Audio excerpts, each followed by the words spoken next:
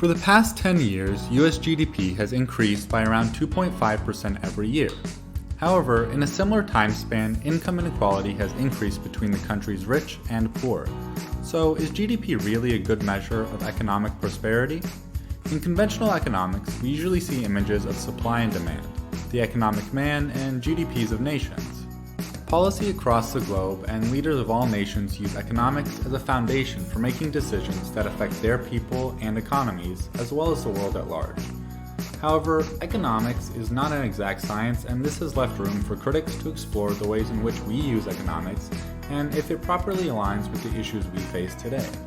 So, what is wrong with GDP? GDP simply measures a country's output, without measuring other important factors that are part of the larger economic system, such as social welfare, environmental concerns, and any other factors besides output. But how has focusing on GDP affected us? By only worrying about GDP, wealth is concentrated instead of distributed. The environment around us is destroyed, and the well-being and happiness of citizens is not regarded at all. What should we look at instead of GDP? A new economic visual has started gaining traction. The Global Donut suggests that economics needs to shift away from maximizing productivity and GDP, and to truly thrive, we must as a society build sustainability into our economic models. It poses that unlimited growth is unattainable and is the cause of social and environmental issues globally. Why is it called the donut though? To understand this, we must recall GDP as well as the supply and demand curves.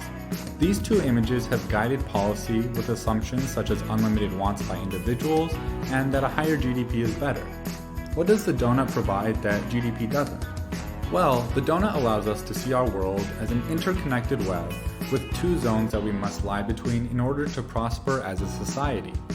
The inner circle serves as a lower boundary for basic human needs such as food, water, education, equality, etc. These are basic human rights we must build into our economics for everyone. The outer circle is an upper boundary showing what our Earth can sustain.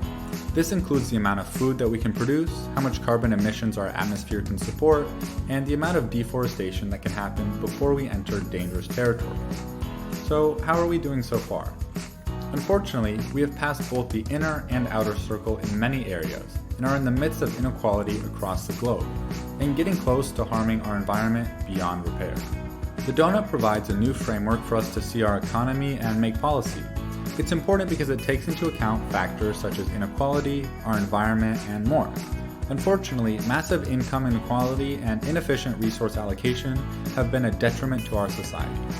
Even if we stopped emitting greenhouse gases today, global warming would continue to happen for at least several more decades, if not centuries. If we don't start looking at our economies in a new way, poverty will increase, it will be harder to gain wealth, more and more people will suffer from food insecurity, and our planet could be permanently damaged in a matter of years. GDP is an outdated way of measuring economies. We as a society must look to new ways of measuring our prosperity for the benefit of all.